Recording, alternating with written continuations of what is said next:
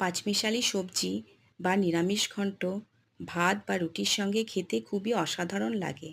এই রান্নাটা আমি খুবই কম উপকরণে করে নিয়েছিলাম। এর জন্য কিছু সবজি ডুমো ডুমো করে কেটে ধুয়ে নিয়েছিলাম। এই রান্নাটা আমি সম্পূর্ণ সর্ষের তেলে করেছিলাম। প্রথমেই বিউলির ডালের বড়িগুলো হালকা করে ভেজে তুলে নিয়েছিলাম। আর মশলার মধ্যে আমি তেজপাতা, শুকনো লঙ্কা, পাঁচফোড়ন, কাঁচা লঙ্কা আর কিছুটা গ্রেট করা আদা দিয়ে দিয়েছিলাম। এই মশলাটা হালকা করে ভেজে এক এক করে সব সবজিগুলো দিয়ে দিয়েছিলাম।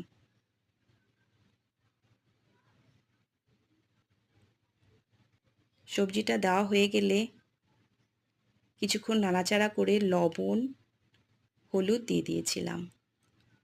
এরপর এক এক করে ধনে গুঁড়ো, জিরে গুঁড়ো দিয়ে কিছুক্ষণ সময়ের জন্য ঢেকে দিয়েছিলাম। এই ঢাকার ফলে সবজিগুলো অনেকটাই মজে এসছিল। এরপর অল্প একটু জল দিয়ে আবারও ঢেকে দিয়েছিলাম। ঢাকনা খুলে